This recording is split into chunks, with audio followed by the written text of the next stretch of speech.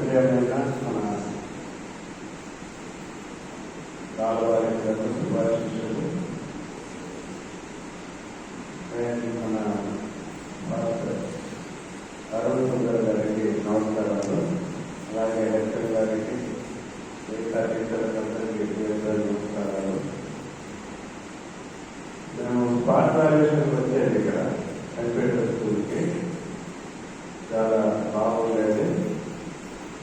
అయితే నా ఉద్దేశం ఏంటంటే, ఇప్పుడు మీరు ఉండే పిల్లకాయలు స్టేట్ లెవెల్లో స్కోరింగ్ చేస్తే మళ్ళా పూర్వం రోజులు వస్తాయి. స్కూల్కి చేస్తారా? మంచి స్కోర్ చేస్తారా? 10th క్లాస్ వాళ్ళు కావాలి, మీరు ప్లాన్గా చదవండి, మంచి స్కోర్ చేయండి. మీకు ఎటువంటి మోరల్ సపోర్ట్ కావాలన్నా 10th క్లాస్ కానీ నేను టచ్లో ఉంటాను. మీకు ఎటువంటి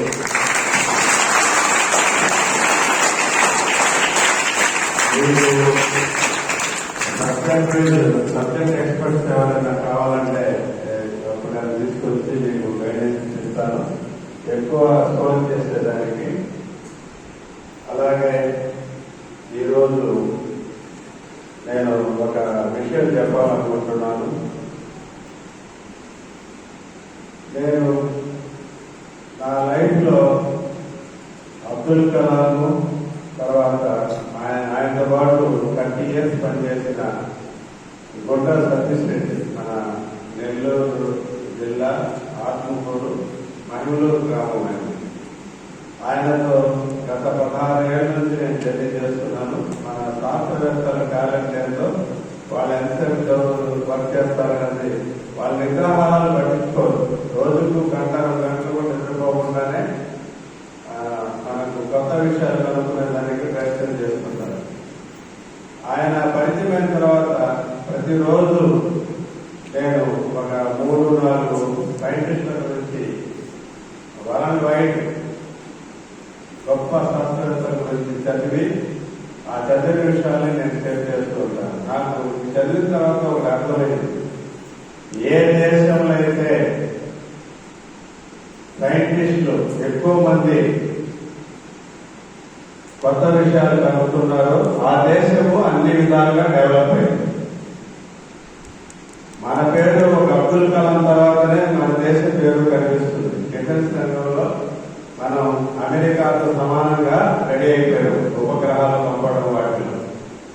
ఇంతకుముందు అన్నింటిలో వెనకబడి ఉండేవాడు. రేపు మీరు కూడా మీలోంచి కొందరైనా, ఒకరిద్దరైనా, ఇప్పుడు నేను చెప్పిన గుంటా సతీష్ రెడ్డి లాంటి సైంటిస్టులు, అబ్దుల్ కలాం లాంటి సైంటిస్టులు, ఇక ఎందరో మనకు నోబెల్ ప్రైజులు కూడా తీసుకొచ్చారు. జగదీష్ చంద్రబోస్ లాంటి వాళ్ళు. అటువంటి సైంటిస్టులుగా వీళ్ళు ఒక్కరైనా ఎదగాలి. అలా ఎదిగే స్థాయిలో మీ టాలెంట్ కనిపిస్తుంటే మాలాంటి వాళ్ళ దగ్గరికి వచ్చి మీకు ప్రోత్సహిస్తాం.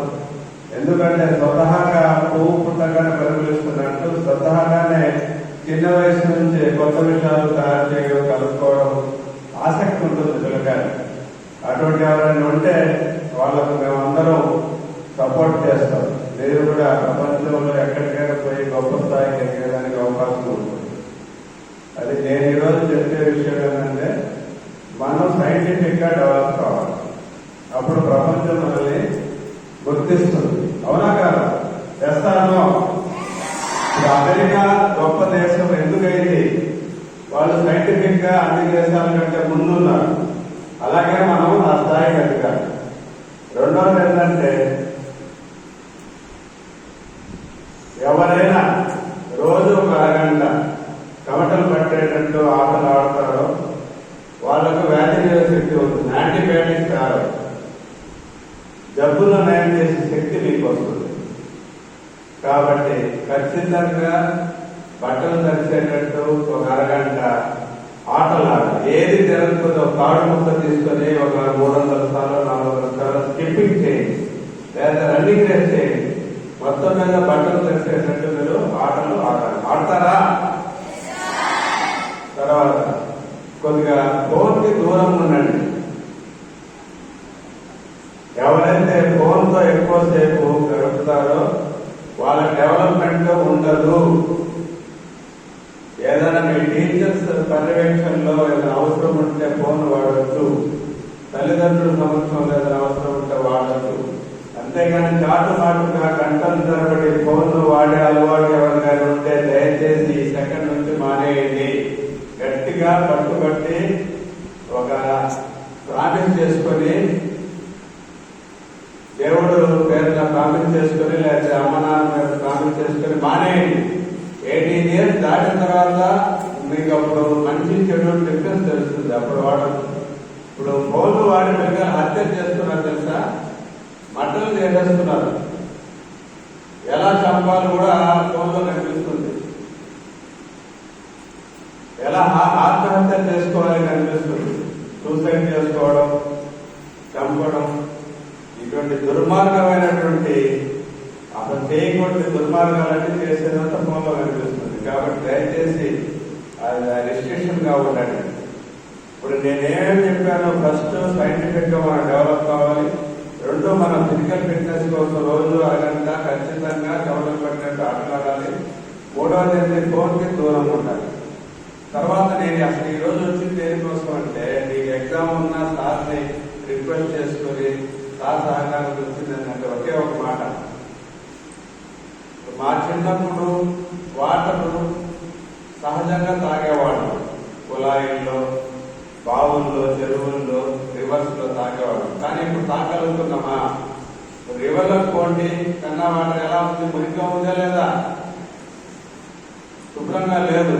చెరువులు ఉన్నాయి, శుభ్రంగా లేవు. కుళాయిలో నీళ్ళు వస్తుంటాయి, శుభ్రంగా లేవు. ఏం చేస్తున్నాం? వీటిని ఆరో ప్లాంట్ సహాయంతో శుభ్రం చేసుకుని తాగుతున్నాం. ఇప్పుడు గాలి పరిస్థితి కూడా అలా అయిందనుకోండి. గాలిని శుభ్రం చేసుకోకపోతే పీల్చుకోలేని పరిస్థితికి మనం త్వరలో వచ్చామనుకోండి. పరిస్థితి ఏంటి? మనం కొనగలమా? నీటినంటే 5 రూపాయలు కొన్నాం, 10 రూపాయలు ఇస్తే క్యాన్ ఇస్తారు, కొన్నాం. రేపు సిలిండర్ 2000 రూపాయలు పెట్టి యాక్సిడెంట్ సిలిండర్ కొనగలవా? కొని నీళ్లు తగిలించుకుని తీసుకోగలవా? ఒకసారి ఊహించండి. నీటిని నువ్వు ఎలాగైతే డబ్బులు పట్టి కొన్నావో గాలి కూడా కొనగలవా? కొనేదానికి శక్తి సరిపోతుందా? కాబట్టి ఏం చేయాలి? మనం చెట్లని ఖచ్చితంగా పెంచాలి. పెంచుతారా? నేను 500 ప్లాంట్స్ పెంచాను, ప్రౌడ్ గా చెప్పుకుంటున్నాను. మీరు కనీసం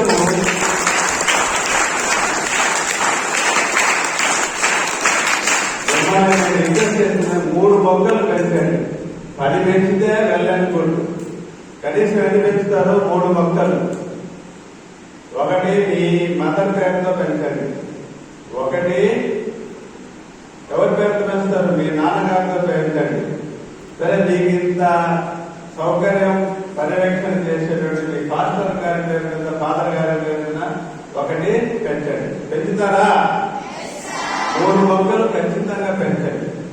మీకు మహావృక్షాలు అవసరంలే, కొద్దిగా ఎండపడి ఇంట్లో వాటిలో కూడా పూల మొక్కలు పెంచవచ్చు. పెంచుతారా? ఈసారి మీకు ఏదైనా అవసరం ఉంటే, ఇంకా ప్లాంట్స్ కావాలంటే ఈసారి మీకు పూల మొక్కలు తెచ్చిస్తాను.